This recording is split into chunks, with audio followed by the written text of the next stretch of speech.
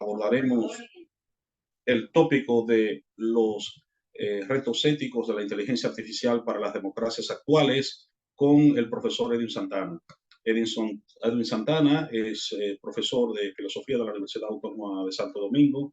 También es integrante de la carrera nacional de investigación, donde lleva a cabo una investigación sobre injusticia epistémica y desde hace ya un tiempo está interesado en los tópicos de la epistemología, la filosofía de la ciencia y el impacto de la inteligencia artificial. Así que sin más preámbulos, les dejamos con Edwin Santana. Recuerden que después de su presentación, pues pasamos a una sesión de preguntas. Las pueden ir poniendo en el chat. Bienvenido, Edwin. Muchas gracias Leonardo por esa presentación. Gracias a Proética por la invitación para hablar de estos temas que son tan interesantes como actuales, ¿no? Y en este caso, como bien introducía Leonardo, estamos convocados para hablar sobre esta intersección entre ética, inteligencia artificial y democracia. Y bueno, vamos a ver entonces en este breve conversatorio básicamente un concepto elemental de democracia y algunos conceptos que nos parecen relevantes a la hora de mirar la intersección, ¿no?, entre los problemas éticos que se suscitan por la irrupción de la inteligencia artificial y en relación con la democracia. La democracia, como sabemos, ¿no?, es un sistema político y una forma de gobierno. En tanto forma de sistema político y forma de gobierno, se busca que la toma de decisiones en ese sentido se realicen con la participación, con la mayor participación posible de los ciudadanos, ¿no? Es una participación que puede ser directa, que puede ser indirecta, pero que está sustentada también, como veremos más adelante, en una serie de principios y valores. La raíz etimológica del término democracia viene del griego demos, que significa pueblo, y kratos, que significa poder. Literalmente sería, ¿no?, el poder del pueblo, poder en manos del pueblo. Existen diversos tipos de democracia que incluso se pueden conjugar. Está la democracia directa, ¿no?, en la que los ciudadanos participan directamente en la toma de decisiones. Este tipo de democracia se ve principalmente en pequeñas comunidades o incluso en ciertos procesos democráticos como los denominados referendos. Está la democracia representativa, en la que los ciudadanos eligen a los representantes que van a tomar las decisiones en su nombre, y este es digamos que el modelo más común en países con grandes poblaciones. Y la democracia participativa. En este caso se busca, ¿verdad?, el compromiso activo de los ciudadanos, que se tenga voz, que participen en las diversas esferas de toma de decisiones, más allá de lo que regularmente se entiende, ¿no?, como la participación se da en las elecciones por el voto, ¿no? Más allá de eso, ¿no?, que haya una participación en los debates, en el diálogo, en el discurso político. Entonces, la democracia, a ver que esto, le doy un clic y se mueve 2 veces. La democracia se sustenta en unos valores. ¿Se está viendo la diapositiva? Sí, se ve. Sí, se ve. Bueno, déjame ver, porque ahora a mí se me ha frisado aquí.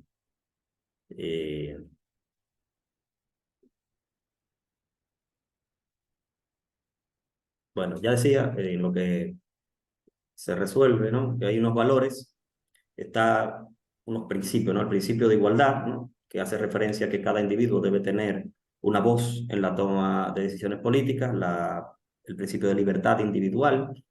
Las democracias suelen garantizar un conjunto de libertades civiles y de derechos humanos. Y otro valor importante es el de la transparencia y la responsabilidad. A ver, A ver, déjame ver si esto me responde. Ajá. Si no responde, Ahí se ve, ahí se ve. sí, es la presentación la que no logro ver yo ahora. Ah, aquí está. Sí, perfecto. Ajá. Bueno, entonces decía, ¿no? Que estos son unos principios sobre los cuales se sustenta la democracia, que también tiene unas garantías para con los ciudadanos, ¿no? Estas garantías que ofrece un Estado democrático a los ciudadanos incluyen el derecho al voto, por ejemplo, ¿no? La libertad de expresión, el derecho a juicio justo, el acceso a la información pública, etcétera, ¿no? Estas garantías realmente están diseñadas para asegurar que los ciudadanos puedan participar de una manera efectiva en el sistema democrático y que sus derechos fundamentales estén protegidos. Esa es la idea, ¿no? Pero bueno, ¿qué pasa con la inteligencia artificial? Bueno, como sabemos, la entrada en juego de la inteligencia artificial en varias y distintas esferas de la vida plantea retos importantes, significativos. Y eso también sucede con la democracia, ¿no? Eh, por ejemplo, bueno, algunos valores propios, algunas cuestiones que nosotros ya muchos saben bien de la inteligencia artificial es estos tres puntos que he sacado aquí, ¿no? La inteligencia artificial tiene la potencialidad de generar imágenes, videos y audio, ¿verdad? Puede también, adicionalmente, analizar grandes cantidades de datos, ¿no? Lo que se le llama Big Data, en tiempos no solo inimaginables, sino cantidades imposibles para el ser humano sin la ayuda de estos software de inteligencia artificial, no podríamos analizar esos datos. Y además permite automatización de procesos, y como es un sistema que emula la inteligencia del ser humano, es decir, que la imita, no solamente son procesos repetitivos como los robots que vemos, ¿verdad? Que pueden hacer actividades repetitivas como remachar un botón en una fábrica, eh, exprimir un fruto de manera constante, sino que también pueden hacer algunos procesos que requieren de cierto análisis. Entonces, eh, antes de adentrarnos en los desafíos que pueda presentar la inteligencia artificial en términos éticos para la democracia, yo creo que sería pertinente conocer algunos conceptos, que son unos conceptos que se han acuñado y se han desarrollado, intentando dar explicación a fenómenos que se dan precisamente entre tecnologías avanzadas y la mediación social. Estoy hablando, tengo en mente el concepto de infoxicación, las fake news, la posverdad y la cámara de... Eh, sobre la infoxicación, el concepto de infoxicación hace referencia al hecho de que, dada esa capacidad de almacenamiento de información que existe en Internet y los nuevos dispositivos, cada vez, ¿verdad?, son capaces de almacenar mucho más datos, eh, bueno, la cantidad de datos, esa cantidad de datos, de noticias, de informaciones sobre hechos sociales, políticos, científicos o de cualquier tipo, es tan grande que, como decía, humanamente no nos es posible manejar, pero tampoco, o sea, es intoxicación porque es un término que hace referencia, ¿no?, a la intoxicación, a la bruma. Tenemos más datos de los que nosotros podríamos utilizar para tomar decisiones. No podemos discernir entre tanta información. A eso hace referencia el concepto de intoxicación. Por otro lado, el de fake news, esos son literalmente, ¿no?, como la traducción literal del inglés al español, son noticias falsas. La proliferación de noticias falsas en los medios de comunicación digitales. ¿Qué pasa? Que muchas de esas noticias falsas que andan por los medios digitales, las redes sociales, las páginas web, nacen como bromas ingenuas.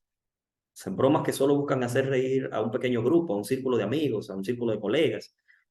Pero dada esa fácil proliferación de la información, esas fake news, esas noticias falsas salen de esos entornos y suelen terminar en manos de gente que no tiene necesariamente las herramientas conceptuales para discernir entre lo posible y lo imposible, porque hay cuestiones que son obvias, digamos, en el campo de la física, que obviamente no pueden suceder, pero una persona sin una formación en física, pues no sabe que eso no es así. O, por ejemplo, en biología, ¿no? Como hay un caso que voy a comentar en lo inmediato, cuando termine la idea, ¿no?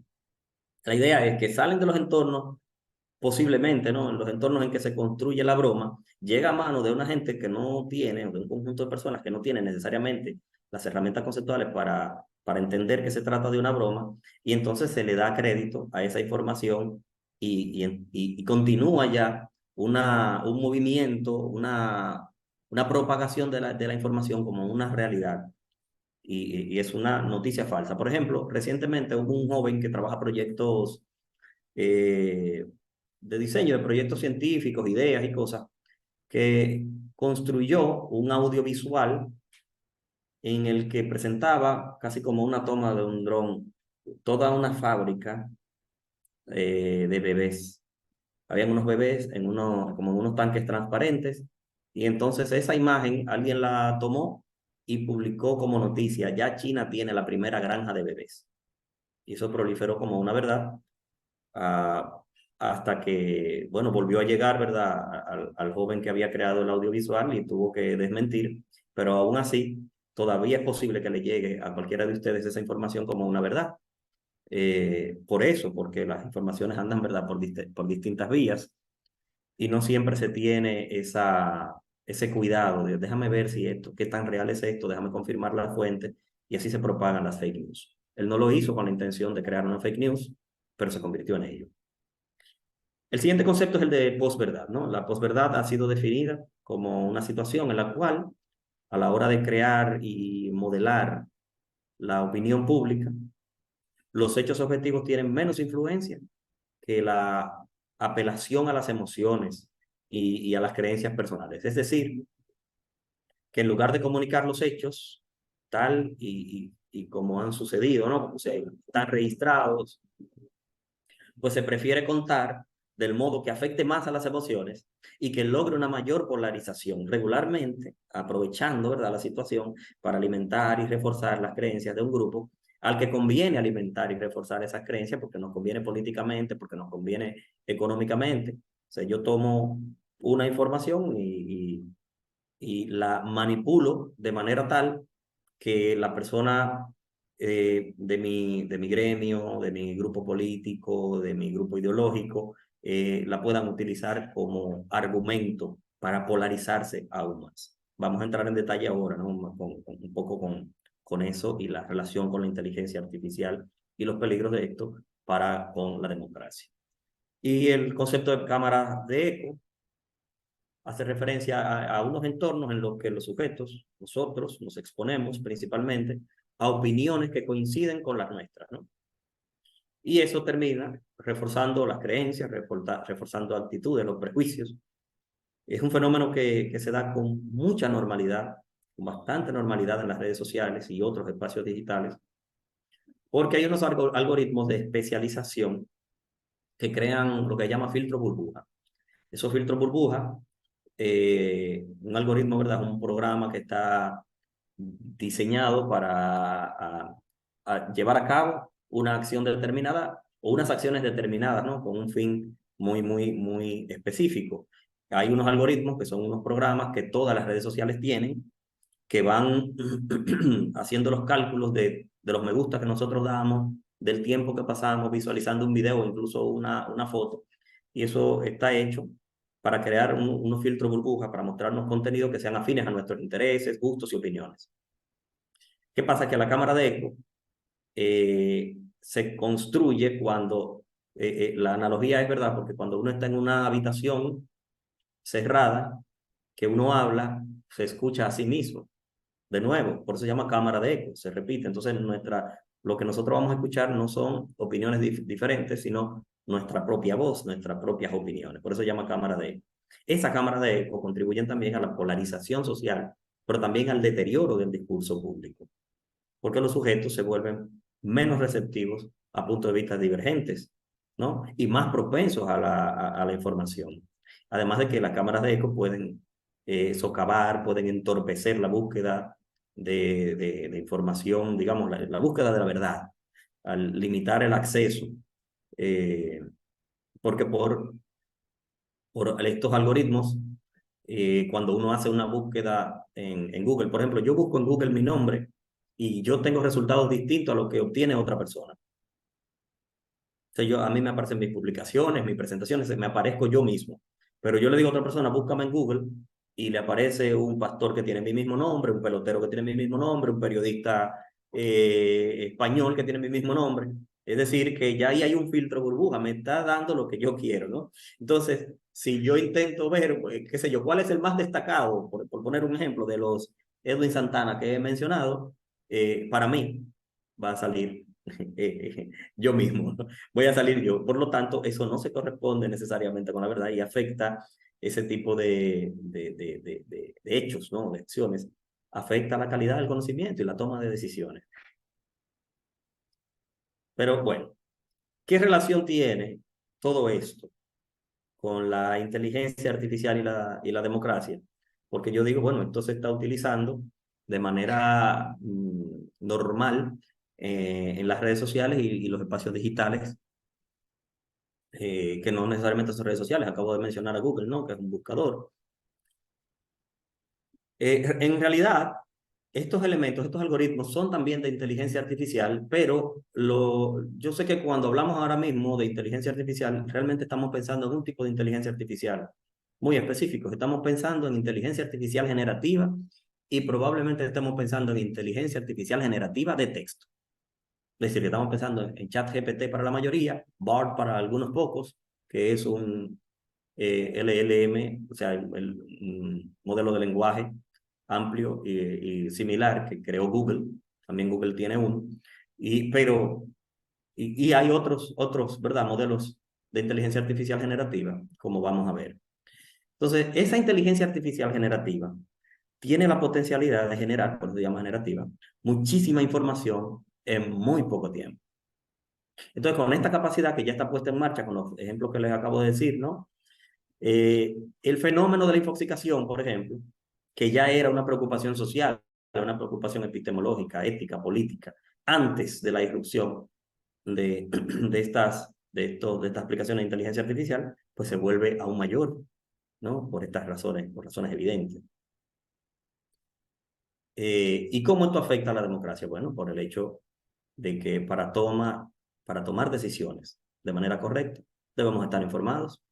Y para informarnos sobre muchas cosas, especialmente sobre cuestiones políticas, económicas, sociales, hay que discernir entre toda la información que nos llega. Y cuando no tenemos la posibilidad de analizar toda esa información, pues nos quedan pocas alternativas. Entre ellas, ¿no? Yo puedo citar dos, que no necesariamente son todas las que nos quedan, pero por poner un ejemplo, ¿no? Que sería lo más cercano. O bien podemos decir, bueno, como no puedo analizar toda la información que tengo, pues voy a confiar en los medios de comunicación. Unos medios de comunicación que están afectados fuertemente por los otros vicios que hemos mencionado. O simplemente podemos dejarnos llevar por las emociones, de algún modo, ¿no? ¿No? Yo siento que esto es más coincidente con la verdad, algo así.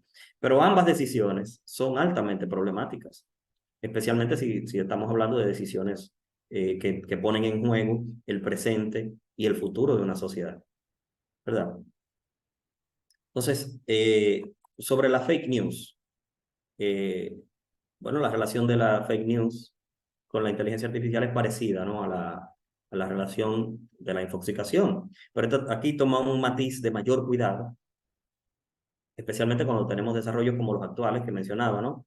Hay inteligencia artificial generativa que imitan la voz de una persona, pero de una manera tal que el oído humano no es capaz de discernir si se trata o no de esa persona. Más aún, o sea, ya se pueden crear videos con la imagen y voz de cualquier persona.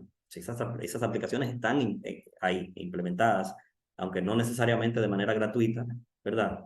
pero ya existen y ya hemos visto muchísimas demostraciones. Y esto, pues más allá de hacer creer a las personas que un mensaje X está siendo comunicado por un presidente, por ejemplo, que ya es grave, no solo eso, no es, más allá de eso, erosiona la confianza en las instituciones y en sus representantes. No por las instituciones y los representantes como tales, sino por lo que se es capaz ya de hacer, por lo que es capaz de hacer el ser humano con estas herramientas en la mano. Entonces, esa es una, ¿verdad?, de las implicaciones que habría que ver. En cuanto a la posverdad, igualmente, pues el fenómeno de la posverdad que decíamos, ¿no?, que se hace alusión, se atiende, se llama más a las creencias y emociones que a los hechos.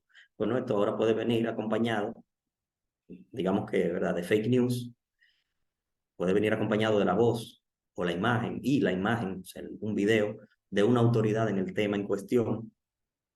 Por ejemplo, puede decírsenos que el cambio climático es un invento de un laboratorio ubicado en territorios de enemigos políticos, o que nuestros seres queridos están muriendo a causa de un virus, una enfermedad que fue incubada y difuminada pues, esparcida por un partido X, por ejemplo, o que ha iniciado una guerra que en realidad no ha tenido lugar, desatando no solamente el desasosiego entre los ciudadanos, sino también posibles acciones violentas. Por aquello de que la idea es esa, ¿no? Hacer el llamado a esas emociones más profundas, a esas creencias ideológicas. Un llamado de ese tipo genera disturbios, genera comportamientos propios ¿no?, de esas emociones que despiertan este tipo de información. Entonces ya se va haciendo, ¿verdad?, evidente la intersección entre la inteligencia artificial y las cámaras de eco. La inteligencia artificial tiene la capacidad, decíamos, de analizar ingentes cantidades de datos, muchísimos datos.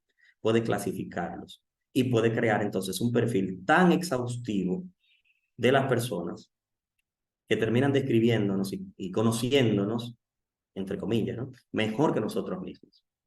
Y esto es así porque una cosa es el discurso y otra vez es lo que somos. Una cosa es lo que decimos y otra cosa es lo que hacemos cuando creemos que nadie nos ve, cuando estamos en nuestros dispositivos, en nuestro celular, en nuestra computadora. Entonces, siendo así, estaremos recibiendo en nuestras redes, en nuestros medios digitales preferidos, constantemente informaciones que, en lugar de darnos datos suficientes para discernir y evaluar críticamente, lo que van a hacer es que nos van a reforzar en nuestras propias ideas políticas, en nuestras propias creencias, evitando que cuando sea necesario, porque las circunstancias así lo ameriten, cambiemos de opinión. Nosotros podemos cambiar de opinión respecto a alguna política, ¿no?, alguna decisión, algún programa, incluso frente a algún candidato político, siempre y cuando las evidencias, ¿verdad?, nos demuestren que nosotros lo que creíamos no era verdad, no era cierto. Pero en una cámara de eco eso se va cada vez volviendo menos posible. Todos los algoritmos, que dicho sea de paso, ¿no?, lo que intentan es maximizar el compromiso del usuario. No es crear una cámara de eco que sea utilizada para erosionar la democracia. No, pero es una consecuencia. Bueno, estos algoritmos pueden fomentar la polarización y esas cámaras de eco, ¿no?, socavan entonces el diálogo democrático. En estos casos, un gobierno de vocación autoritaria, por ejemplo, podría desarrollar algoritmos de inteligencia artificial que simulen ser ciudadanos en redes sociales, los denominados bots. Los bots son, los chatbots, son robots que chatean. Entonces son máquinas que pueden simular ser un ser humano y discutir contigo en comentarios o en una línea directa. Entonces esos bots pueden influir masivamente en la opinión pública y pueden distorsionar la voluntad democrática. De hecho, hay casos de ejemplo, ¿no? Hay un caso que se llevó a los tribunales de Cambridge Analytica que se le acusa de haber incidido en unas elecciones con esas metodologías. Entonces, sí, existen otros riesgos, claro. No solo esto que hemos mencionado, está, por ejemplo, la discriminación algorítmica, los riesgos sobre la privacidad, la deshumanización en la toma de decisiones. Por ejemplo, el de la discriminación algorítmica es el hecho de que se pueden perpetuar sesgos que ya existen en la sociedad porque las máquinas son programadas por seres humanos y los seres humanos tenemos nuestras creencias, nuestros deseos, nuestras voliciones, nuestros prejuicios. Eso es lo que se le conoce como discriminación algorítmica. Y esto problemático, por ejemplo, en áreas como la justicia criminal, ¿no? Donde los algoritmos pueden reproducir sesgos raciales, socioeconómicos. Bueno, por ejemplo, en China existe un sistema de crédito social donde la inteligencia artificial evalúa una multitud de variables para asignar unos puntajes, ¿no?, de ciudadanía. Esos puntajes posteriormente van a determinar el acceso a algunos servicios. Y eso es, de hecho, ya un desafío, ¿no?, al principio que mencionábamos ahorita de la igualdad. Sobre la privacidad, bueno, ese mismo caso, que se tiene el potencial de crear sistemas de vigilancia masiva, que ya en varios países se ha desplegado sistemas de reconocimiento facial en espacio público. Esto puede ser utilizado así para esa vigilancia masiva y eso puede impactar de modo negativo, o verdaderamente impacta de modo negativo en la privacidad individual, ¿no? Y por extensión en la libertad, e incluso en la propia libertad de expresión. Y sobre la deshumanización de la toma de decisiones es el hecho de dejar la toma de decisiones, la agencia moral, le llamamos en filosofía, ¿no?, en manos de robots. Por ejemplo, en la atención médica, ¿no?, los robots que ayudan a tomar la decisión de a quién se administra un medicamento o la atención solamente se va a fundamentar en datos cuantitativos. Y eso representa un reto, ¿verdad?, que también hay que tener en cuenta. Bueno,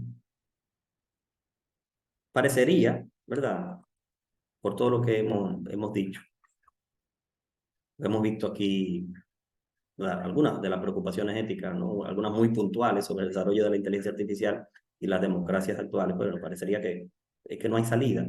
El sabor de boca que va quedando en este momento es como, bueno, parece que no hay nada bueno en este asunto. ¿Qué podemos hacer?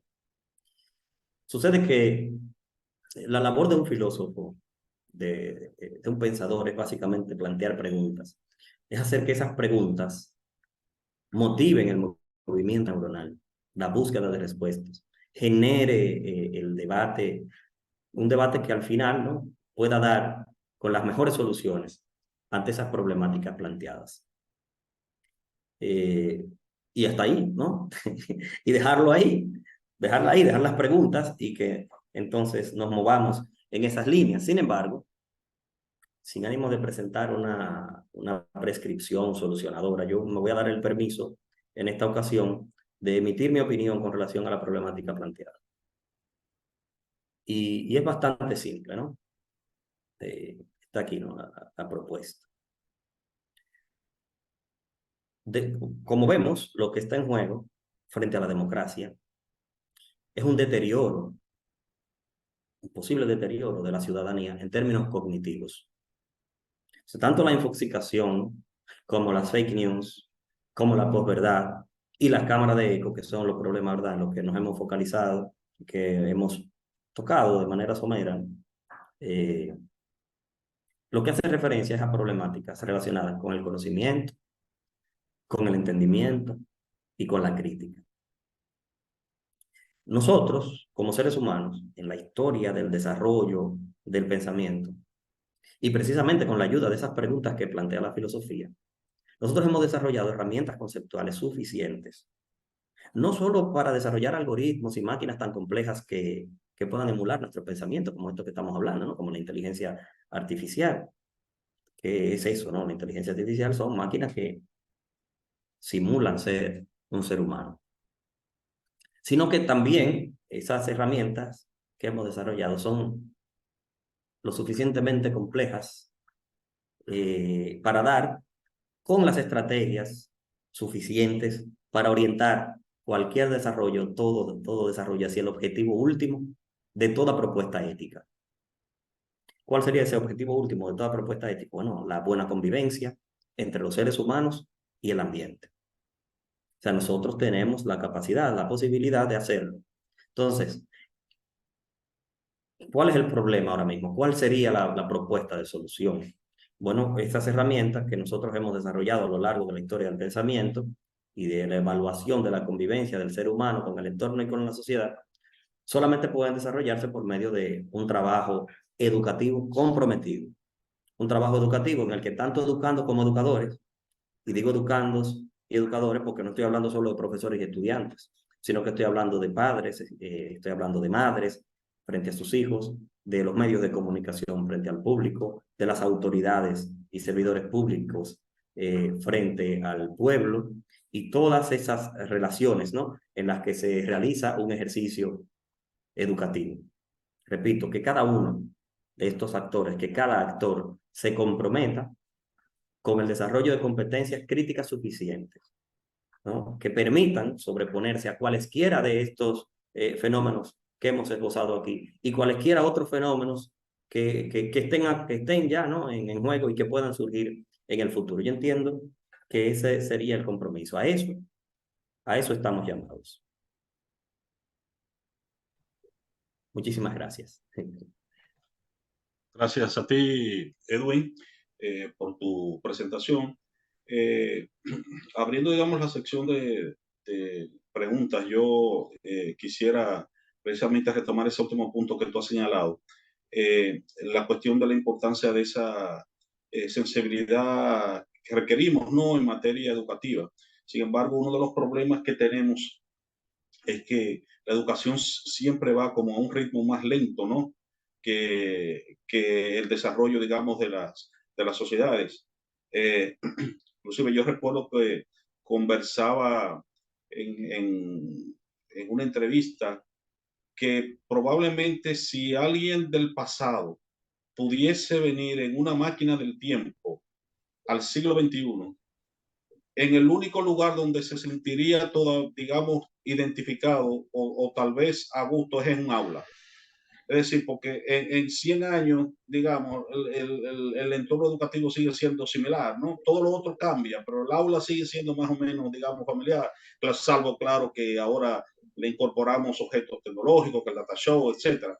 Pero en gran parte los procesos de enseñanza-aprendizaje siguen siendo, digamos, muy similares, ¿no? Y uno de los problemas es que estos procesos de enseñanza y aprendizaje a veces no se adaptan, digamos, al funcionamiento del cerebro. Fíjate, inclusive, que hoy sabemos, por ejemplo, que el cerebro se desconecta muy fácilmente y sin embargo seguimos exigiendo que los profesores sigan dando cátedras de 2 y de 3 horas, ¿no? Entonces, ¿por qué exigimos eso si sabemos que el cerebro no funciona así, que el cerebro se desconecta, ¿no?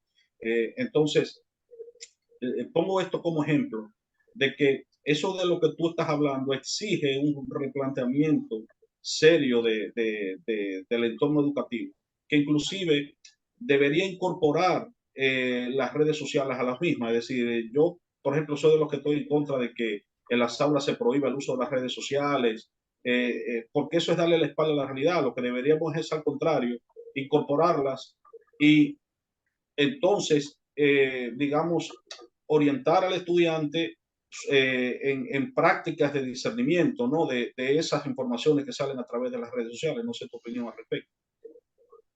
Sí, bueno, totalmente de acuerdo, Leonardo. Eh, si bien, como usted plantea, la educación ha estado, o sea, digamos que evoluciona lentamente, por decirle de algún modo, eso no quita el hecho de que primero estamos llamados a eso, a observar la realidad del entorno social, la propia ciencia, ¿no? Y en los avances tecnológicos, porque se supone que lo que estamos preparando son ciudadanos para el futuro, no para el presente o el pasado. Entonces, estamos llamados no solamente los docentes, sino que también en términos de sistema. El sistema educativo está llamado a mirar hacia allá e intentar, que yo entiendo que se hace un trabajo en esa línea, de intentar incluir los avances tecnológicos a las aulas, porque yo he visto muchísimos programas de incentivo a la innovación, a la integración de la tecnología, pero tal como usted dice, hay un problema adicional que nosotros no podemos olvidar, que es la natural resistencia al cambio del ser humano. Estamos muy acostumbrados como docentes a pararnos ahí y nosotros vaciar nuestros conocimientos y que los estudiantes sirvan ahí como contenedores. Un asunto que científicamente, como usted comenta, sabemos que no se da, que no es así.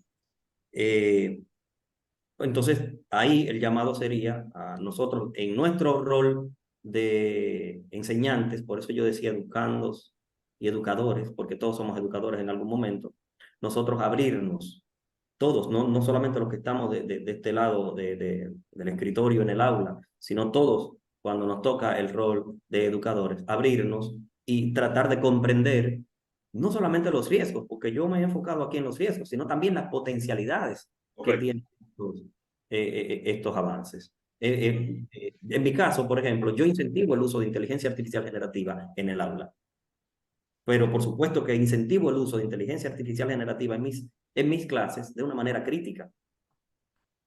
Porque ¿dónde estaría el riesgo, por ejemplo, para la educación del uso de la inteligencia artificial? En la criticidad. O sea, usted va a un programa de inteligencia artificial y le dice, redáctame un ensayo sobre, y ahí te pone el tema que le dijo el profesor. Y entonces usted toma ese ensayo y se lo entrega al profesor. El estudiante no se está preparando. Entonces eso es lo que, para integrarlo tiene que ser de manera crítica, que usted pueda discutir con la respuesta que le da este programa, saber que no es un programa, que no es un sabio el que usted está consultando, usted está consultando un software. Y aún así, si fuera un sabio, la única utilidad que pudiera tener una consulta con un sabio es que usted pueda aprender algo de esa consulta. No es que usted anote lo que le dijo y se lo pase al otro, ¿verdad? Correcto. Entonces, ese tipo de acciones, yo entiendo que estaríamos llamados nosotros a incluir en nuestros roles como educadores siempre que nos toca mostrar. Y eso, tener el juego, ¿no? El intermedio, no pensar que todo es malo, pero tampoco creer que todo lo que viene desde la tecnología es bueno. Tenemos unas manos levantadas. Carmen Cordero. Buenos días. Sí, mi pregunta es, distinguido, ¿qué usted entiende que podemos de confiar sobre precisamente la tecnología del chat GPT, donde veo que muchos estudiantes se la están usando esa plataforma y entiendo que en algunos términos es segura, pero en otros términos no. Entonces yo quisiera como que usted me dijera si verdaderamente podemos confiar en en algunas informaciones que nos suministra el chat GPT, que si es verdad no nos está mintiendo, si en verdad es ciencia cierta, porque de hecho le digo que hay personas que están incurriendo constantemente en esa tecnología y quisiera saber si verdaderamente es confiable. Gracias. Muchas gracias, Carmen. Bueno, yo estaba pensando mientras usted hablaba, ¿no? En una simplificación de Descartes. Descartes se le conoce mucho por el concepto de la duda. Es que en vez de pensar en qué podemos confiar, yo creo que la máxima debería ser desconfía de todo lo que te da. Desconfía de todo lo que te da un sistema de generación de inteligencia artificial que solo está colocando las palabras que digamos que tengan estadísticamente mayor probabilidad de aparecer junto a otras. No hay conocimiento. Entonces, le haces una consulta, tienes que primero, o sea, no se puede abandonar el sujeto. El sujeto tiene que tener una base educativa cuando hace una consulta en un programa de inteligencia artificial como ChatGPT. Porque si no tiene una base de conocimiento de la cual juzgar la respuesta, pues cualquier cosa que le dé, o sea, cómo sabe el sujeto si es confiable o no? ¿Verdad? Eso es lo primero. Y lo segundo, esto, ¿no? Dudar. O sea, hay que poner en tela de juicio todo lo que nos ofrece, porque en mi caso, yo lo he puesto mucho a prueba, estos sistemas de inteligencia artificial, especialmente ChatGPT, y cuando uno le dice, bueno, eso que tú me dijiste no es correcto, simplemente dice, disculpa, y te da la otra versión. O sea, no tiene un compromiso con la verdad ese elemento. O sea, o sea, y hay muchísimas cosas, muchísimas pruebas que hemos hecho. Entonces uno Está la lo... cuestión de los sesgos también, Edwin. Es decir, porque recuerda que se trata de un sistema algorítmico que se alimenta de los datos que están en el mundo, pero el mundo está lleno de sesgos, de racismo, de machismo, etcétera. Entonces, muchas veces eso no tiene un filtro para eliminar esos sesgos. Y mire que técnicamente se ha hecho un trabajo para eliminarlo, pero es lo que yo decía ahorita, ¿no? Eso lo construyen programadores y los programadores pues no pueden ver todas las posibilidades. Y es por Además de eso, que los sesgos son con frecuencia inconscientes. Entonces el programador exactamente, no puede estar consciente de todos los sesgos que están. Ahí es donde está el problema. exactamente, porque lo que se hace consciente son los prejuicios ya comunes, la discriminación, digamos que sobre la cual ya se ha llamado la atención, pero y sobre la que no, ¿verdad? Sobre la que no tenemos ese nivel de conciencia. Entonces, eso es el problema. Entonces, es el llamado, la crítica, ¿no? Y esa crítica es básicamente la duda, ¿no? El escepticismo. No lo que te está dando, muy probablemente, o no sea así, o sea en extremo superficial. Suena bien, pero no es necesariamente la respuesta que uno necesita, digamos, para formarse o para tal vez para informarse someramente sobre algo, sí, pero para formarse no. Reinaldo García, Sí, buenos días. Haré un breve comentario y luego le haré la pregunta al maestro Edwin Santana. Hablaba de democracia, ética e inteligencia artificial vinculándola una con otra. Y me llega a la mente que para vivir en una sociedad democrática, el ser humano como tal debe entregar parte de su libertad por, por seguridad. Eso es lo que hacemos, vivimos bajo normas. Ahora bien, cuando se involucra la inteligencia artificial,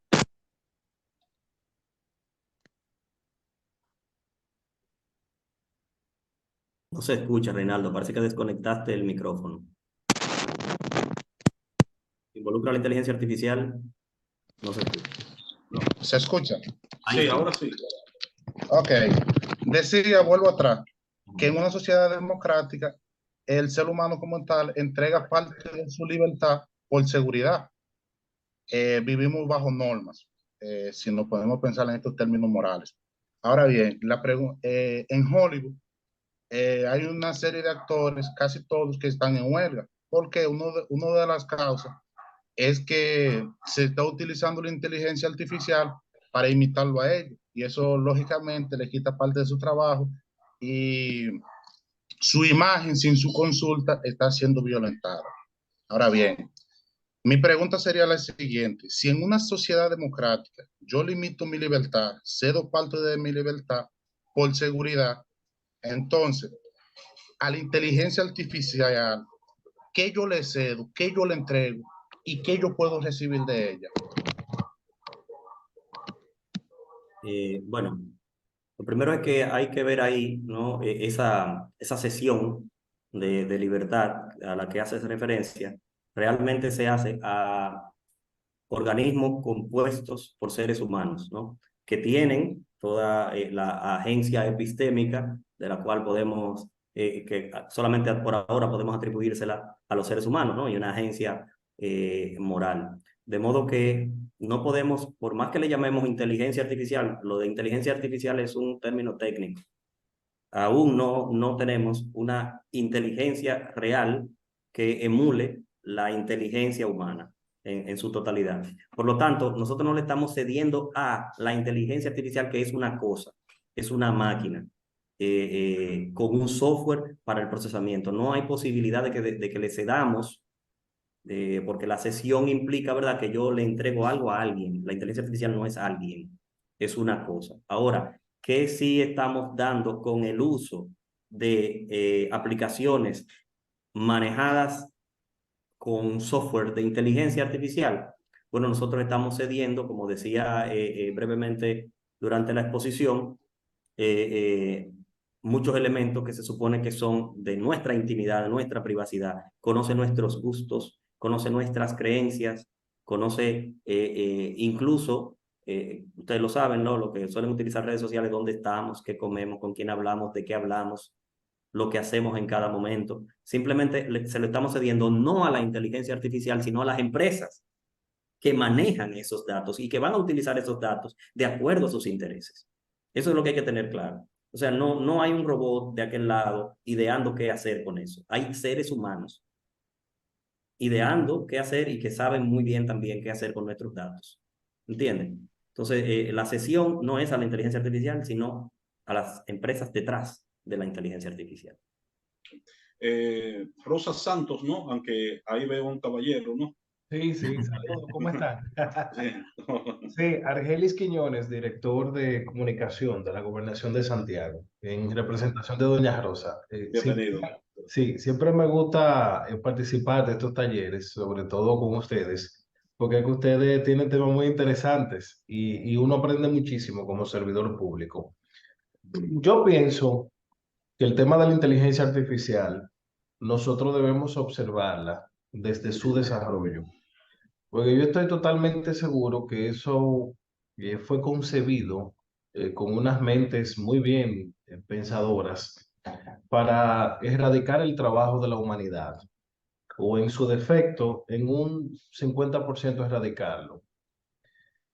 Nosotros creo que debemos acompañar en cada momento esta situación, observarla, unirnos como humanidad, porque evidentemente que esto es para beneficio de las grandes corporaciones que están buscando esta idea. No debemos limitarnos al desarrollo de la tecnología. La tecnología es muy interesante. De hecho, nosotros ahora mismo estamos conectados todos a través de la tecnología, pero lo que yo creo que debemos observar es hasta qué punto nos es beneficiosa o nos puede afectar esta tecnología. Y le voy a poner un ejemplo muy sencillo. Yo creo que nosotros hemos sido muy permisivos con muchas cosas que vemos hoy en día en redes sociales. Es increíble, señores, que hoy en día los perfiles, los ejemplos de figuras que están compartiendo su contenido a través de las redes sociales, que son parte de la tecnología, están desinformando, como decía el maestro,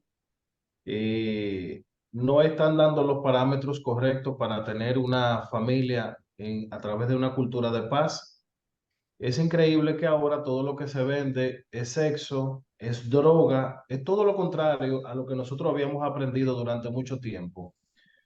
Los que somos críticos y tenemos más o menos una actitud correcta, en muchas ocasiones nos hemos quedado callados y ahora estos perfiles, estos influencers son una realidad porque nosotros no hicimos nada y ya ellos están en una realidad donde prácticamente están, evidentemente, acaparando toda la atención. Si no le ponemos, y con esto termino, la atención a la inteligencia artificial, va a llegar un momento que va a ser muy tarde para nosotros, porque yo creo que el desarrollo de la inteligencia artificial debe estar conectado con su desarrollo y también con la participación de la humanidad. Gracias Sí. por el comentario, ¿no? Muchas gracias. Juan Miguel Silverio.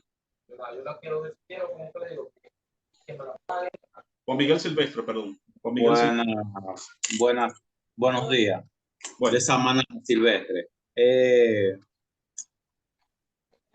Corroborando con lo que dice el señor que habló de Santiago, me parece, de Gobernación, a eso podemos agregarle también los periodistas que a través de redes sociales, por tener una primicia, dicen cualquier tontería para tener la información de primera mano y no tienen nada. La desinformación en este país predomina bastante. Y lo siguiente que me gustaría preguntarle al profesor Edwin es que de aquí a 8 años, ¿cómo él ve la inteligencia artificial correlacionándola a lo que hacemos nosotros los humanos? Bueno, realmente es una pregunta muy técnica y además muy aventurera, ¿no? Yo no, aunque me he dedicado a trabajar el fenómeno de la tecnología, no lo he hecho en términos predictivos. Uno, claro, vemos que vamos avanzando, que tenemos, bueno, grandes desarrollos, pero desde el punto de vista en que yo lo trabajo, para mí es más importante ver cuáles implicaciones puede tener, hacer prolepsis, ¿no? El malum, como le llamaría un filósofo llamado Hans Jonas, ver cuáles serían los aspectos negativos de lo que tenemos ahora y del camino hacia donde vamos, porque lo que se nos promete desde la industria que produce estos software y hardwares que trabajan con inteligencia artificial es, por supuesto, ir combinando todas estas inteligencias artificiales parciales en una hasta el punto de que tengamos un robot muy similar al ser humano. Para ahí, ¿verdad? Esa es como que la intención. Lo que técnicamente yo no sé qué tan cerca estemos de eso. Regularmente los propios desarrolladores, ¿verdad? Científicos, ¿no? Porque si leemos la comunicación científica, pues tendremos más probabilidad de estar mejor informados. Lo que admiten es que estamos lejos de esa integración. A eso se le llama la inteligencia artificial general. Entonces, yo me ceñiría primero a eso, no a una predicción. No sé a dónde estaremos dentro de un año, dentro de dos. Sé que vamos avanzando a ritmo rápido. Lo que sí sé es que nosotros tenemos que observar lo que tenemos ahora para evitar que es como cuando usted está construyendo un edificio. O sea, si usted ve un vicio en la zapata, usted tiene que solucionarlo antes de que se construya sobre esa zapata. Entonces, lo que yo entiendo es que nosotros tenemos que observar primero lo que vamos teniendo ahora y lo que tenemos ahora, o sea, no solamente en términos de implementación, sino en términos de promesa. O sea, se supone que la industria está trabajando hacia ese camino. Entonces, ver qué potencialidades tiene ese camino, tanto positivo, como decía el compañero de la gobernación, olvidé el nombre porque como veo solo Rosa, ¿cómo es el nombre? No, ahí no lo escucho. Bueno, Y de este lado, Argelis Quiñones. Argelis, como decía el amigo Argelis, ¿no? Ver las potencialidades, lo bueno, y eso, incentivarlo, pero sin dejar de llamar la atención sobre lo malo. Miren, en filosofía de la tecnología, regularmente trabajamos entre dos polos. Una crítica que nosotros solemos hacer es que hay dos polos en la propia filosofía de la tecnología y ambos polos están caracterizados por el problema de la acriticidad, es decir, de la ausencia de crítica. Uno es el llamado tecnofilia, es decir, que todo lo que venga nuevo desde la tecnología, vamos a alabarlo y a promoverlo ¿verdad? Y a montarnos sobre esa ola.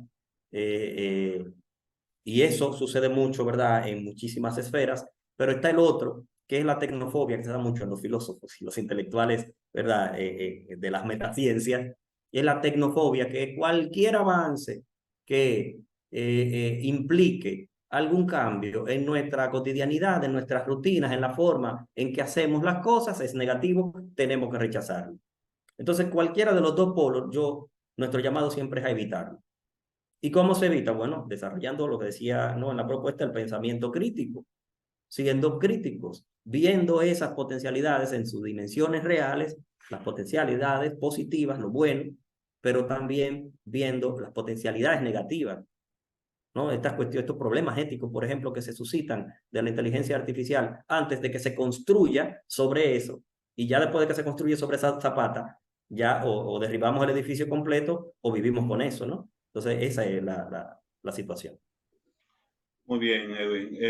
Hemos llegado al final ya de nuestro tiempo estipulado, ¿no? Para nuestra charla del mes. Queremos agradecerte a ti, ¿no? Por esta interesante ponencia y también a todos los que y a todas las que han participado, ya sea simplemente como oyentes, como aquellos que también han intervenido en la sesión de preguntas. Les recordamos que esta ponencia estará disponible en nuestro canal de YouTube, Proética RD, y pues los invitamos, ¿no?, a nuestra próxima charla del mes, ¿no?